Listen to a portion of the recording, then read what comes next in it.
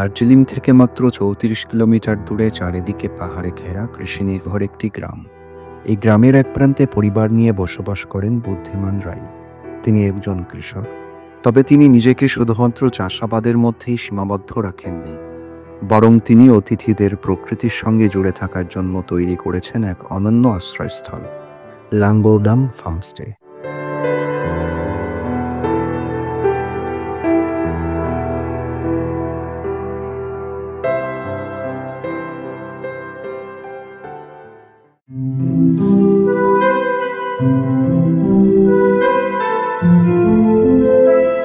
ফার্মস্টের সামনে থেকে চলে গেছে একটা কাঁচামাটির রাস্তা।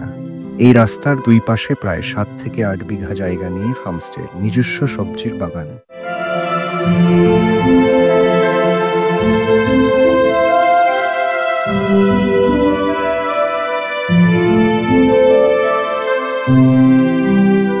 বাগানের মাঝ বরাবর একটি জলাশয়, জলাশয়ের পাশে একটা ছোট্ট কটেজ।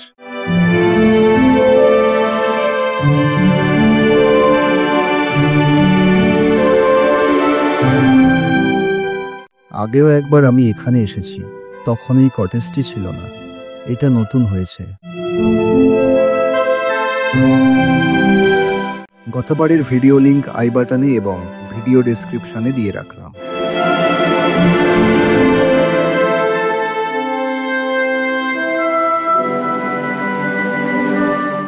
আজ এই কটেজে আমি থাকব। ভেতরে 2টি বিছানা, 4 জন থাকা যায়।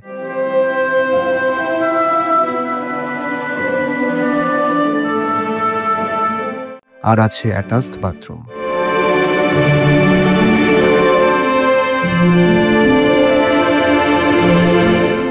এখানে থাকা খাওয়ার খরচ দৈনিক ১৪০০ টাকা জনপ্রতি, আর টেন্টে থাকলে ১১০০ টাকা। তবে এই খরচ সময় অনুযায়ী পরিবর্তন হতে পারে। শিলিগুড়ি, এনজেপি এবং বাগডোগরা থেকে এই গ্রামের দূরত্ব প্রায় ৮৪ থেকে ৯৪ কিলোমিটার। রিজার্ভ গাড়ি ভাড়া ৫ থেকে ৬,০০০ টাকা। এখানে শেয়ারে আসতে হলে বিভিন্ন উপায় আছে, সে বিষয়ে ফার্মস্টের সাথে কথা বলে নেওয়াই ভালো।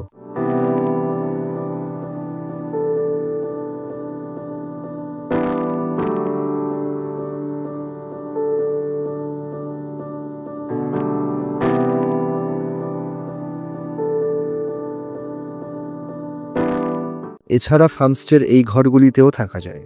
এই ঘরগুলিও কাঠের, প্রকৃত পাহাড়ি বাড়ি যেমন হয় ঠিক তেমন।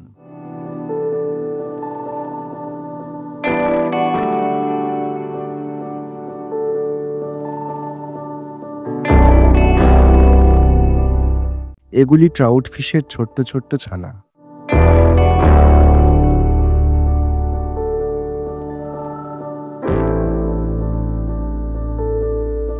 এটা হোমস্টের রান্না এবং খাওয়ার ঘর।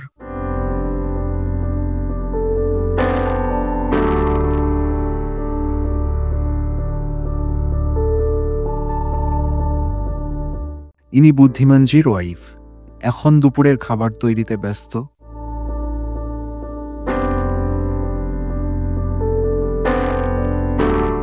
ইনি ফার্মস্টে মালিক বুদ্ধিমান রাই, যিনি সবসময় ব্যস্ত থাকেন অতিথি সেবায়। আজ দুপুরে খাবারে আছে ভাত, ডাল, ডিমের ঝোল আর বিভিন্ন ভাজাভুজি। যেমনটা অন্যান্য ফার্মস্টেতে হয় ঠিক তেমন। খাবারের স্বাদ খুবই ভালো। দুপুরে খাওয়া দাওয়ার পর বেরোলাম ঝর্ণা দেখতে। গতবার যখন এখানে এসেছিলাম, এই বাঁশের সাঁকোটি পেরিয়ে একটু এগোতেই দেখেছিলাম এই ঝর্ণাটি। তবে আজ আর ওদিকে যাব না। আজ যাব এই নদীর পাশ থেকে জঙ্গলের ভেতর অন্য নতুন একটি ঝর্ণায়। ঝর্ণার নাম লিম্বু।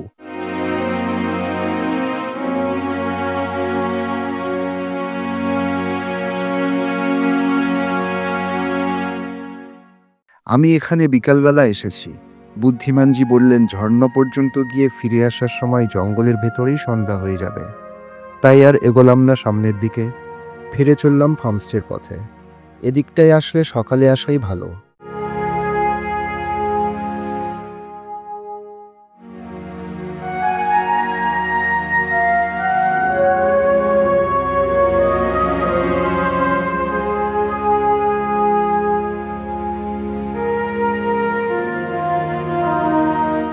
ফার্মস্টে ফেরার পথে দেখলাম গ্রামের মটর ক্ষেত। এই মটরশুঁটি বস্তাবন্দি হয়ে পৌঁছে যাবে বিজনবাড়ি এবং সেখান থেকে কলকাতা।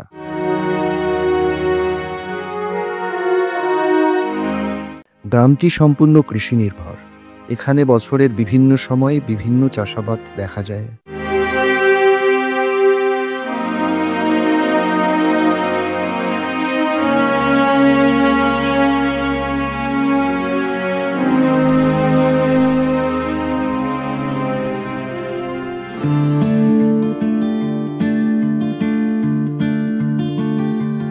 সন্ধ্যার পর ফার্মস্টের আলো জ্বলে উঠলে তখন ঠিক এইরকম দেখায়।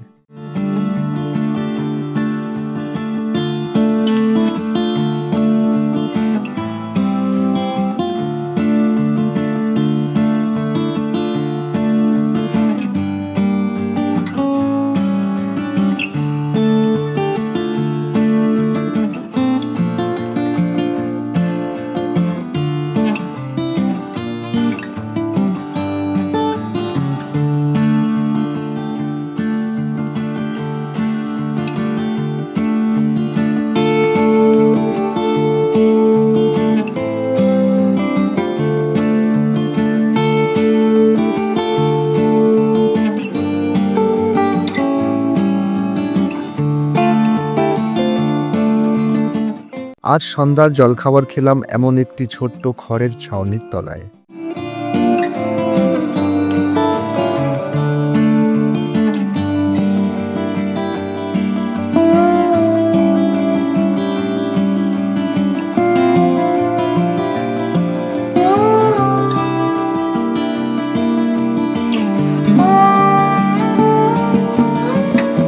সন্ধ্যার পর এখানে কিছুই করার নেই।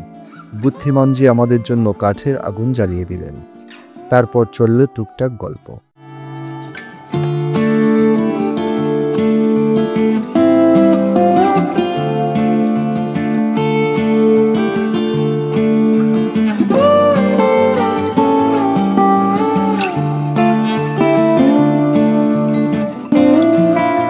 রাতের খাবার খেতে এসে দেখলাম খাবার ঘরে পরিবারের সবাই রয়েছেন। সন্ধ্যার পর বাড়ির সবাই এইভাবেই গল্প করে সময় কাটান এখানে।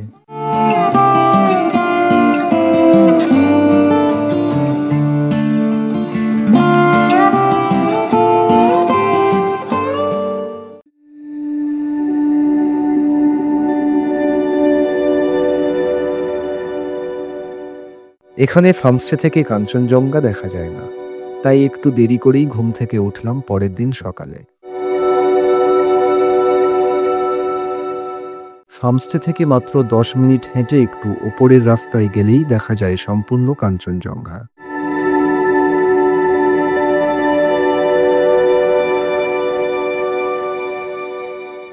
সকালে হাঁটতে হাঁটতে ফার্মস্টের গোয়ালঘরে এসে দাঁড়ালাম।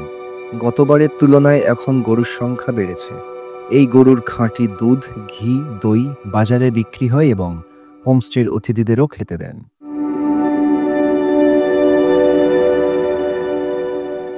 এটা বুদ্ধিমানজির ভাইয়ের বাড়ি।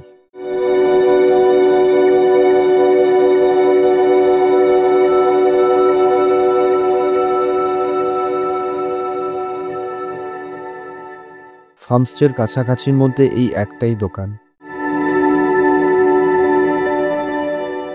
টুকটাক সবকিছুই পাওয়া যায়।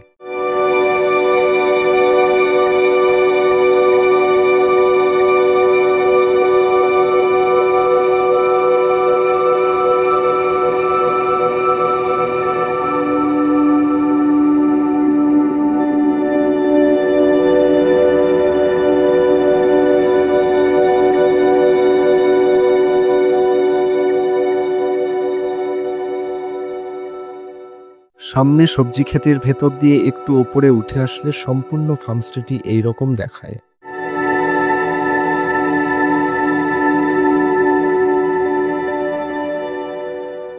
ভিডিওটি কেমন লাগলো কমেন্ট করে অবশ্যই জানাবেন, আর সাথে লাইক, শেয়ার এবং চ্যানেলটি সাবস্ক্রাইব করতে ভুলবেন না।